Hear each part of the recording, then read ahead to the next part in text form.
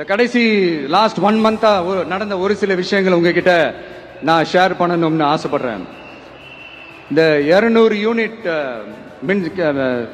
மின்சாரம் கட்டணமில்லா மின்சாரம் அறிவிச்சோம். அதுல ஆல்ரெடி இருந்த 100 யூனிட் திமுக கொடுத்தது கிடையாது. மேடம் ஜெயலலிதா மேடம் இருந்தப்போ செஞ்சுட்டு போனது. ஸ்டாலின் சார் பதவி போன அந்த கடுப்புல அறிக்கையா விட்டு தள்ளிக்கிட்டு இருக்கிறாரு. என்ன பண்ணீங்க உங்களுடைய ஆட்சியில? மக்கள் பணத்தை டாஸ்மாக்ல இருந்து அடிச்ச அந்த பணத்தை ஊழல் செஞ்ச அந்த ஃபைல க்ளோஸ் பண்றதுக்கு அலையா அலைஞ்சிங்க.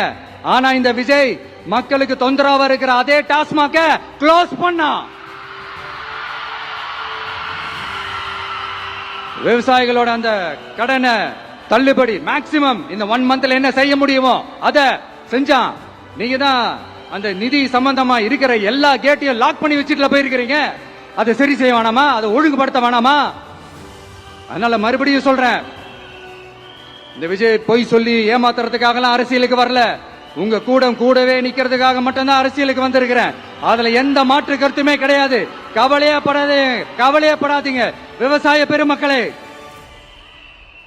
அடுத்து இந்த சட்டம் ஒழுங்கு அது சரியில்லை இது சரியில்லைன்னு சொல்லி திமுகவும் மற்றும் பலரும் மாறி மாறி கூவுறீங்க.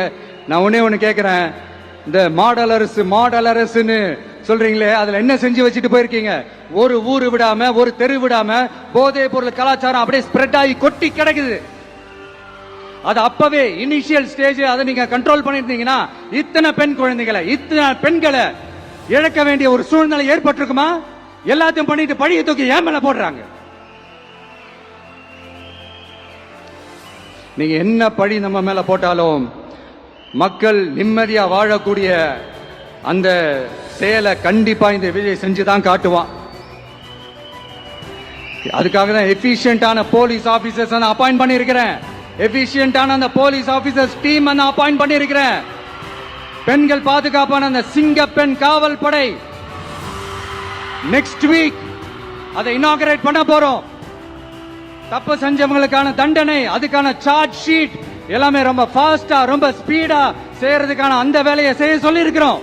கோர்ட்ல கூட தப்பு செஞ்சவங்களுக்கான அந்த கடுமையான தண்டனை வாங்கி கொடுக்கிறதுக்கான அந்த வேலையையும் ரொம்ப சீக்கிரமா செய்ய சொல்லி இருக்கிறோம். அதனால நீங்க என்ன பழி நம்ம மேல போட்டாலும் உண்மையா உறுதியா மக்களுக்கு தேவையான எல்லா விஷயங்களையும் இந்த விஜய் செஞ்சுதான் காட்டுவான். இப்படி எல்லாம் நம்ம சொல்றதுனால இவங்க என்ன சொல்லுவாங்க தெரியுமா? அவங்க தான் ஆட்சியிலேயே இல்லையே, அப்புறம் ஏங்க அவங்கள குறை சொல்றீங்க அப்படின்னு கேட்பாங்க. வேர்ல வெந்நிய ஊத்திட்டு போனவங்கள வெளிச்சம் போட்டு காட்டாம பின்ன வேற என்ன சொல்லுவாங்க? இதெல்லாம் மக்கள் கிட்ட நம்ம தெளிவா எடுத்து சொல்லணும் இல்லையா? அதுக்காக தான் இதெல்லாம் சொல்லிட்டு இருக்கிறேன். நம்ம மக்களுக்காக இவ்வளவு வேலை பார்க்கிறோம்.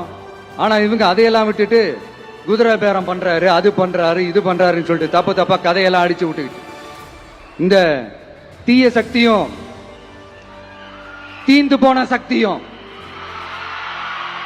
அதாங்க திமுகவும் மற்றும் பலரும் ஒன்னா சேர்ந்துகிட்டு திருட்டுத்தனமா யாருக்கும் தெரியாம ஒரு ஓரமா மூலையில உட்கார்ந்துட்டு பேரம் பேசி கூட்டு சேர்ந்து ஆட்சி அமைச்சு கொள்ளையடிக்க திட்டம் போட்டாங்க.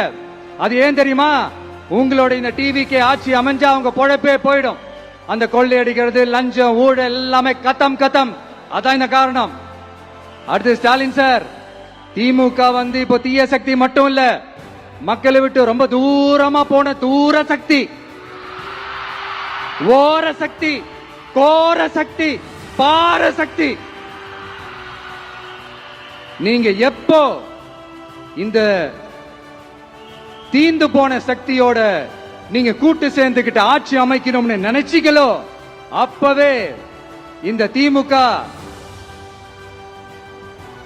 தூர்த்து போன சக்தியாகவும் ஆயிடுச்சு. நீங்களாம் நம்மளை பத்தி அவதூறு பேசலாமா சார்? இது நியாயமா? மக்களை இவ்வளவு பெரிய மக்கள் சக்தி நம்மளோடு இருக்கும் போது நமக்கு எதுக்கு வேற அரசியல்? எலெக்ஷன்ல 50-60 வருஷமா இருந்த சாதிய உடைச்சிருக்கிறோம், மதத்தை உடைச்சிருக்கிறோம், காசு கொடுத்து ஓட்டு வாங்கறத உடைச்சிருக்கிறோம். நாம எது செஞ்சாலும் கான்ஸ்டிடியூஷன்ல தான் செய்வோம். நாம சிங்கிள் மெஜாரிட்டி வாங்கி இருந்தாலும் நம்மள நம்பி முறையா கூட்டணியில கட்சியில ஆதரிக்க வர்றவங்களை அரவணைச்சு தான் இருப்போம். நான் இப்பவும் மீண்டும் டிக்ளேர் பண்றேன், டிவிகே ஆட்சி எந்த பாகுபாடும் இல்லாம எல்லாருக்குமான ஒரு ஆட்சியா தான் இருக்கும். அதுல எந்த மாற்றமும் கிடையாது. ஸ்டாலின் சார் மாதிரி ஊசலாட்டம் இருக்கவே இருக்காது. மதச்சார்பற்ற கொள்கையில சமரசமே இல்லை.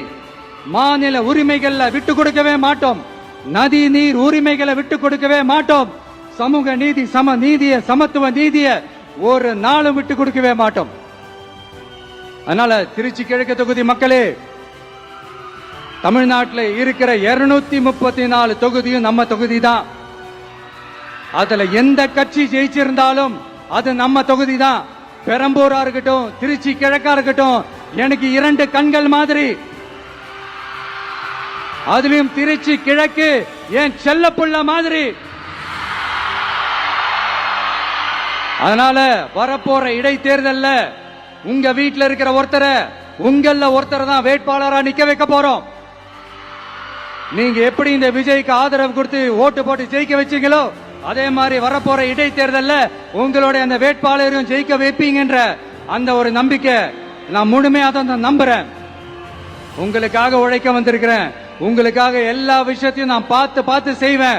ஊழல் இல்லாத, லஞ்சம் இல்லாத ஒரு ஆட்சியை நான் கொடுப்பேன். I understand. ஒரே நாள் அது நடக்காததான், மேஜிக் இல்ல. பட் ஒரு நாள் அதை நான் நடக்க வைப்பேன்.